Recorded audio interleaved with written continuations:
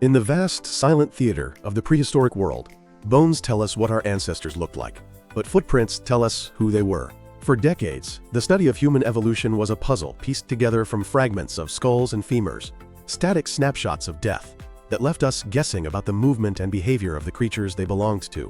But a footprint is a record of life. It captures a breath, a stride, a fleeting moment of interaction that occurred millions of years ago and was then locked in stone. Among these trace fossils, few discoveries have ignited the imagination of the scientific community and the public alike as powerfully as the phenomenon of the dual trackway. While the term has historically evoked the famous image of two Australopithecines walking through volcanic ash at Laetoli, a groundbreaking discovery in the Turkana Basin of Kenya has recently redefined it. We now have evidence not just of two individuals walking together, but of two entirely different species of ancient hominins, Homo erectus and Paranthropus boisei, crossing paths on the same lakeshore, within hours of each other. This is the story of those trackways. It is a story that bridges the gap between 3.7 million years ago and 1.5 million years ago, revealing the social bonds, the diverse walking styles, and the surprising coexistence of our ancestors. To understand why this redefines our timeline, we have to look at the misconception of the march of progress. For over a century, the concept of human evolution was often depicted as a linear march, where a primitive ape slowly stood up, became a knuckle walker, and eventually straightened into a modern human. We now know this is a myth. The family tree is messy, bushy, and tangled. The most striking evidence of this tangle was unearthed on the eastern shores of Lake Turkana in Kenya, a region often called the cradle of mankind. In late 2024, a team of paleontologists unveiled a discovery that sent shockwaves through the anthropological world. Buried beneath layers of sediment dating back 1.5 million years, they found a single preserved mud surface containing two distinct sets of footprints. One set was unmistakable. It showed the long, striding gait of Homo erectus, the direct ancestor of modern humans. The prints showed an arched foot, a non-divergent big toe, and a heel strike pattern identical to our own. These were the walkers, the travelers, the species that would eventually leave Africa to populate the globe. But crisscrossing these tracks, on the very same layer of mud, was a second set of prints. These were different. They were flatter, with a distinct weight distribution that suggested a creature built for stability rather than speed. These prints belong to Paranthropus boisei, the species famously known as the Nutcracker Man. The significance of this dual trackway cannot be overstated. For years, fossil hunters had found bones of both species in the same geological layers. We knew they lived in the same era. But time in geology is deep. Two fossils found in the same layer could still be separated by 10,000 years. The footprints changed everything. Trace fossils are ephemeral. A footprint in mud lasts only a few hours or days before it is washed away by rain or covered by wind. For these two sets of tracks to exist on the same preserved surface, these two different species must have walked across that beach within hours of each other. They breathed the same air, they heard the same birds' calls, they likely saw each other. This discovery shattered the idea that our ancestors lived in isolation. Instead, it painted a picture of a crowded Pleistocene landscape where different experiments in being human were playing out simultaneously. The dual trackway of Turkana is the first direct behavioral evidence of an interspecies neighborhood. To understand the weight of these footprints, we must understand the walkers themselves.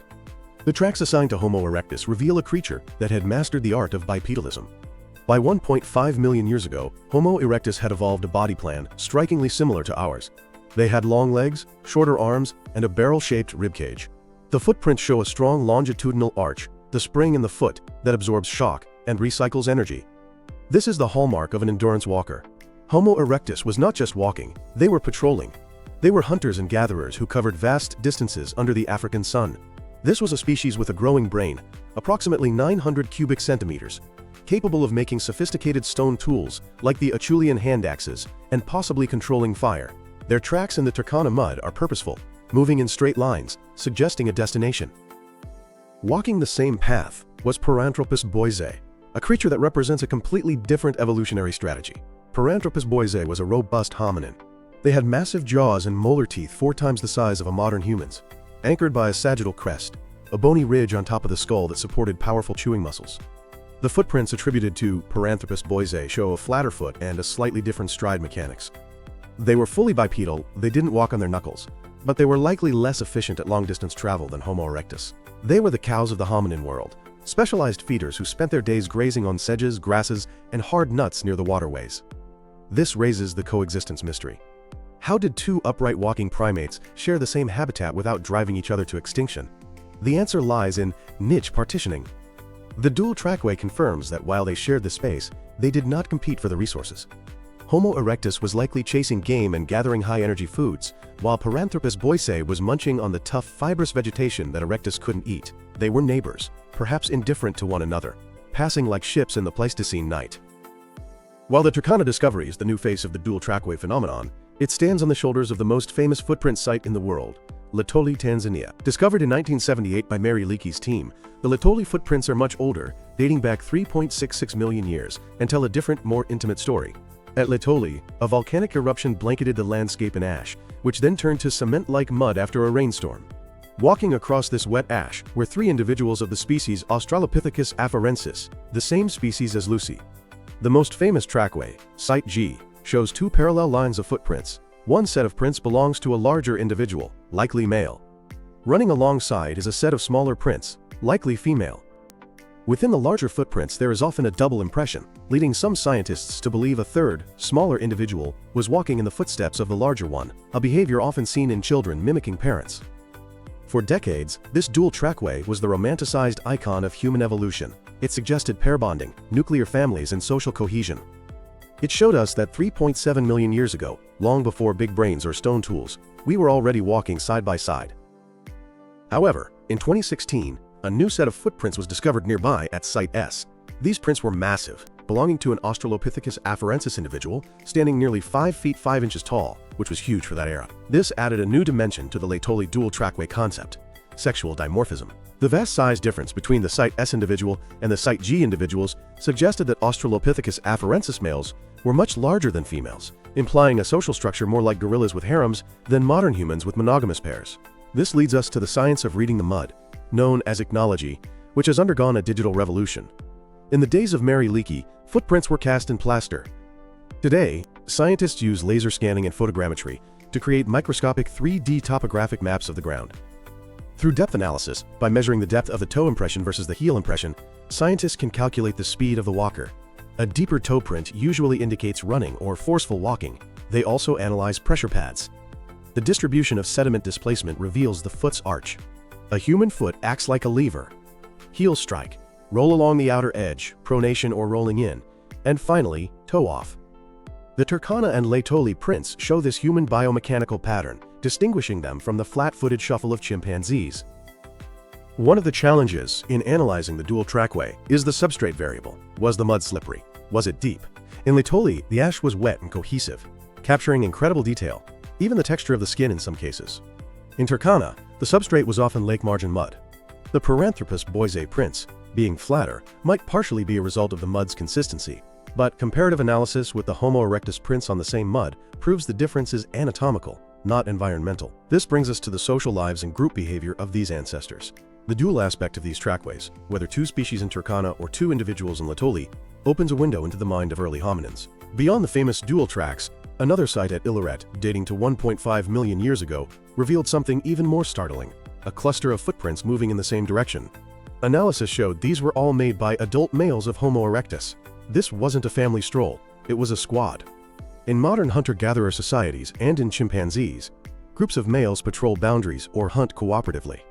The Ileret tracks provided the first evidence of male cooperation in Homo erectus. This suggests that by 1.5 million years ago, we had already developed the complex social structures necessary for group hunting and perhaps warfare. Why do we find the image of 2 hominins walking together so moving? Because bipedalism is a vulnerable way to move. It is slow and unstable compared to 4-legged movement. To walk upright is to expose the soft underbelly. To walk upright together implies trust. The Laetoli tracks show individuals walking close enough to touch. Whether they were holding hands, as artistic reconstructions often show, is speculation, but their proximity is a fact. They were aware of each other. They were a unit. Yet, the existence of these footprints is a statistical impossibility, a preservation paradox. For a footprint to become a fossil, a specific sequence of events must occur. First, the individual must walk on a surface that is soft enough to mold, but firm enough to hold shape, like damp volcanic ash or drying mud. Second, the sun must bake the print dry and hard before the next tide or rain washes it away. Third, a gentle layer of sediment, such as sand or new ash, must cover the print without eroding it. Fourth, millions of years of pressure must turn the sediment into rock. Finally, modern weather must erode the top layers just enough to expose the prints, but not so much that they are destroyed before a scientist walks by. The Turkana dual trackway is even more miraculous because it captured two species. It suggests that these lake margins were hominin highways, busy corridors where food and water attracted everyone. The dual trackway is more than just a geological curiosity, it is a mirror. When we look at the tracks of Homo erectus and Paranthropus boisei intersecting in the Kenyan mud, we are looking at the moment our lineage decided its future. One species, the specialist chewer, would eventually walk into the dead end of extinction. The other, the generalist walker, would walk out of Africa and into the future. But for that one afternoon, 1.5 million years ago, they were just two creatures trying to survive on the edge of a lake. They may have glanced at each other with suspicion or indifference, unaware that their footprints would one day be uncovered by their distant descendants, seeking to understand the long, lonely walk that led to us. These trackways remind us that we were never truly alone. Our history is one of coexistence, of side-by-side struggles, and of the enduring mark we leave on the world, one step at a time.